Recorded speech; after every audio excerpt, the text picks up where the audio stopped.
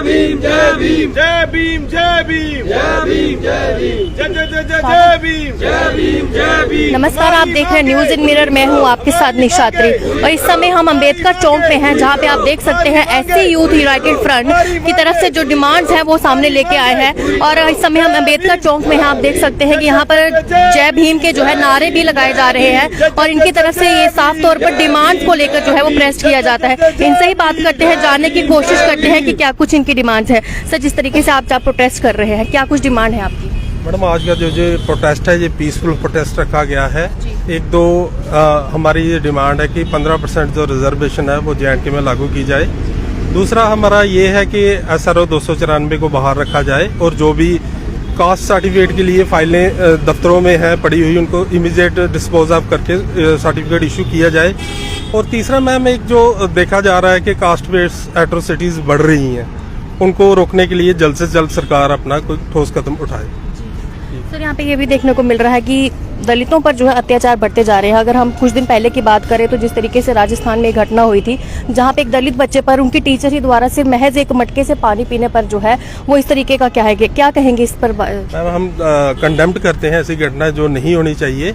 सबको humanity base पे इसके खिलाफ बोलना चाहिए और इसको खत्म करने के लिए ठोस कदम सरकार को उठाना चाहिए। तो अभी जिस समय आप प्रोटेस्ट कर रहे हैं, इस समय आप बाकी समाज को क्या मैसेज देना चाहेंगे? मैम, मैसेज क्लियर है, भाईचारा होना चाहिए, आपस में प्यार मोहब्बत से लोगों को रहना चाहिए। तो हमारे साथ और भी यहाँ पे मेंबर्स हैं, इनसे भी बातचीत करने की कोशिश करते हैं। यहाँ पे हमारे साथ संसार सिंह जी है। सर, आप बताइए, जिस तरीके से आज आप प्रोटेस्ट कर रहे हैं, क्या कुछ उद्देश्य है आपका?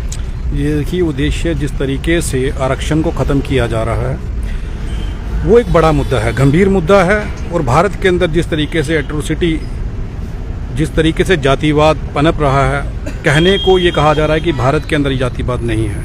राजस्थान के जलोर जैसी घटनाएं, यूपी जैसी घटनाएं और जम्मू कश्मीर के अंदर जो घटनाएं सामने आने लगी हैं।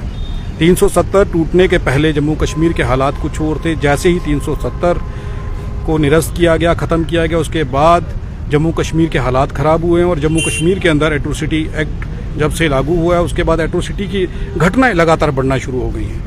आप इशना में चले जाइए, जितने भी कस्बे हैं उन कस्बों में जाइए, गांव में जाइए, अखनूर की साइड चले जाइए, इस ओर रोज़ नई नई घटनाएं सामने आ रही हैं। हम ये चाहते हैं कि जम्मू कश्मीर के अंदर और भारत के अंदर हर एक शख्स को संविधान के तहत जीने का अधिकार है, अपनी बात रखने का अधिकार है और सबको उनके हक मिलने चाहिए। जब से भाजपा सरकार ने हिंदू राष्ट्र की बात कही है, उसके बाद जिनको वो हिंदू कहते हैं उन्हीं लोगों को वो मार रहे हैं।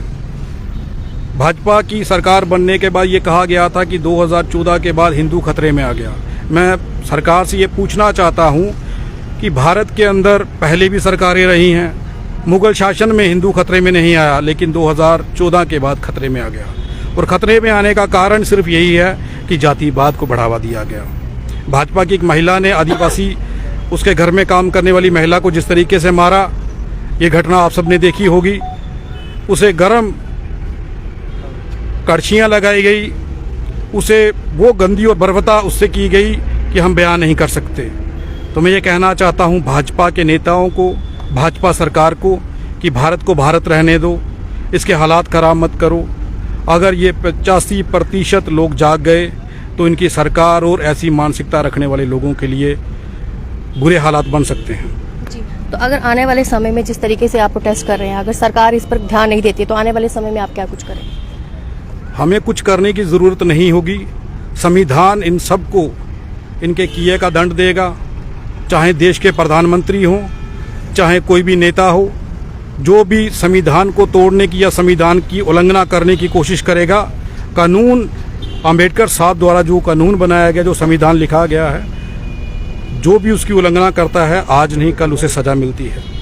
हमें अपने कानून पर विश्वास है, लेकिन अगर जिन लोगों के हाथ में आज संविधान है वो उसका गलत इस्तेमाल करेंगे तो भारत के मूल निवासी लोग चुप रहने वाले नहीं हैं। इसका खमियाजा उन लोगों को भुगतना पड़ेगा जो गलत हरकतें कर रहे हैं। जी, बहुत शुक्रिया। तो आप सुन सकते हैं इस समय कि जिस तरीके से इन्होंने ये कहा है कि कहीं ना कहीं अगर गवर्नमेंट द्वारा इनकी डिमांड नहीं सुनी जाएगी तो आने वाले समय में जो है वो और भी किसी और तरीके से भी जो है जवाब देंगे। आप देख सकते हैं कि इस समय जो है ऐसे यूथ जो है यूनाइटेड फ्रंट की तरफ से जो डिमांड रखी गई है उसमें साफ तौर पर 15% रिजर्वेशन जो है जो एससी के लिए डिमांड कर रहे हैं और स्टाफ कास्ट बेस्ड जो है एट्रोसिटीज बताई जा रही हैं। और आप सुन सकते हैं कि साफ तौर पर उन्होंने अपने पीसफुली जो प्रोटेस्ट है वो उनके द्वारा किया जा रहा है और आने वाले समय में अगर फिर भी नहीं कोई जो डिमांड है उस पर जो है गौर फरमाया जाता तो उनका यही कहना है कि आने वाले समय में भी इस तरीके के प्रोटेस्ट जो है वो करते रहेंगे। और जिस तरीके से देख सकते हैं कि आप नारे भी इनके हाथों में बैनर भी आप देख सकते हैं और नारे भी जो है वो देखिए जय भीम के नारे जो है इनकी तरफ से लगाए जा रहे हैं। जय भीम जय भीम जय भीम जय भीम। तो इस समय जो तमाम वीडियोस है ये आप अम्बेडकर चौक से देख रहे हैं। फिलहाल तक के लिए मुझे इजाजत दीजिए। नमस्कार।